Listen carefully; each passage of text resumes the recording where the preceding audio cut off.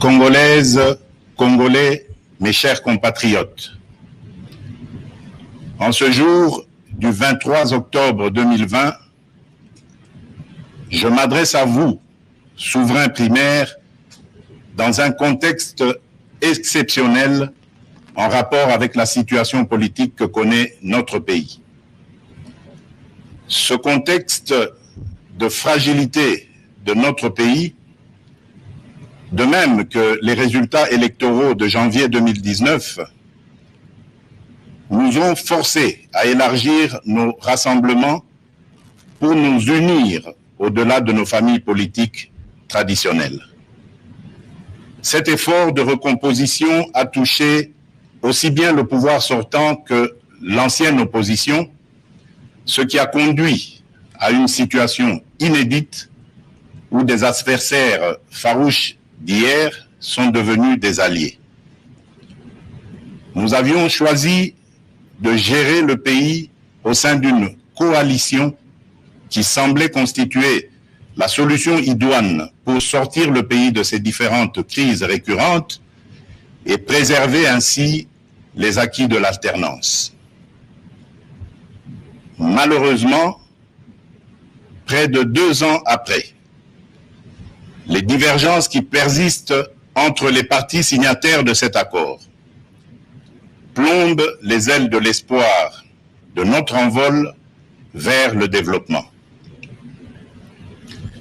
Ces divergences portent notamment sur les questions relatives à la paix et à la sécurité nationale, à la Commission électorale nationale indépendante, à l'organisation des élections, à la gestion du portefeuille de l'État, à la territoriale, à la diplomatie, à l'indépendance de la justice et à l'instauration de l'État de droit qui sont un enjeu majeur pour notre nation. L'importance de ces questions me convainc qu'elles ne doivent être laissées à la merci d'un seul groupe politique. Elles nécessitent un large consensus national. Mes chers compatriotes, la tâche que vous m'avez confiée est immense. Elle comporte dans l'urgence les objectifs ci-après. Rétablir la paix là où elle est compromise et la consolider là où elle existe. Construire la démocratie. Organiser des élections crédibles dans les délais constitutionnels. Renforcer l'état de droit. Bâtir nos infrastructures.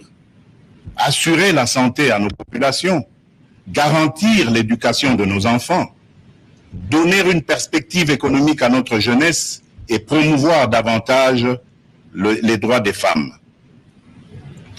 Face à l'ampleur de ces défis, le peuple n'accordera aucun pardon à ceux qui, dans la classe politique, s'évertueront à créer ou à entretenir des entraves au progrès, animés qu'ils sont par une simple stratégie de survie politique ou de positionnement individuel, par la haine tribale, la rancœur ou par la poursuite de la prédation en toute impunité. À ce propos, je salue l'effort d'abnégation de ceux qui, dans tous les camps, se sont démarqués de ces antivaleurs. Mes chers compatriotes, l'état de droit que nous voulons vient d'être conforté par la prestation de serment de 3 juges constitutionnels, ce qui désormais assure à cette juridiction un fonctionnement régulier. Mes chers compatriotes, la restauration de l'état de droit dans notre pays n'est pas un leurre, mais le fruit d'une volonté politique, du reste coulée dans un programme de gouvernement tel qu'adopté par le Parlement. Il demeure vrai que sa mise en œuvre énerve certains nostalgiques, habitués à l'impunité et au traitement de faveur. Ceci étant, le partage des valeurs liées à l'état de droit et à la justice constitue la condition sine qua non de tout partenariat aux actions de mon mandat. Mes chers compatriotes, chaque année, plus de 2 millions d'enfants congolais naissent et s'ajoutent au nombre déjà important de notre population. Nous sommes individuellement et collectivement responsables de leur destin. Nous ne pouvons laisser leur avenir à la merci de pesanteurs ou écueils inhérents aux pratiques politiciennes qui retardent ou affaiblissent la réalisation du programme pour lequel vous m'avez élu. En tant que chef de l'État, représentant de la nation et symbole de l'unité nationale, j'assure par mon arbitrage, en vertu de l'article 69 de la Constitution, le fonctionnement régulier des pouvoirs publics et des institutions, ainsi que la continuité de l'État. Je réitère l'engagement de mon serment de ne jamais faillir à cette mission sacrée et de ne jamais trahir le Congo. Je ne laisserai aucun engagement politique de quelque nature que ce soit primer sur mes prérogatives constitutionnelles et sur l'intérêt supérieur du peuple congolais. Je ne transigerai avec les intérêts supérieurs de la nation. Je ne céderai jamais la moindre portion de notre souveraineté nationale. Je ne ménagerai aucun effort pour préserver la paix et l'unité nationale.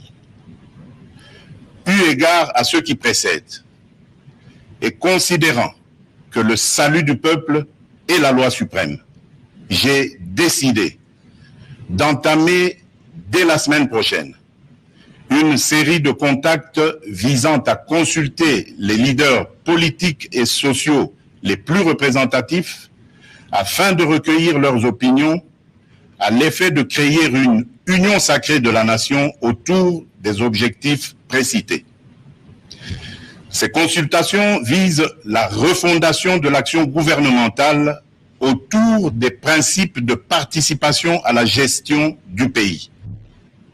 À l'issue de celle-ci, je reviendrai vers vous dans une nouvelle adresse pour vous faire part de mes décisions qui n'excluront aucun cas de figure.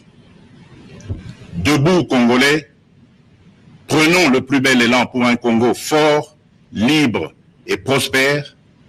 Que Dieu bénisse la République démocratique du Congo. Je vous remercie.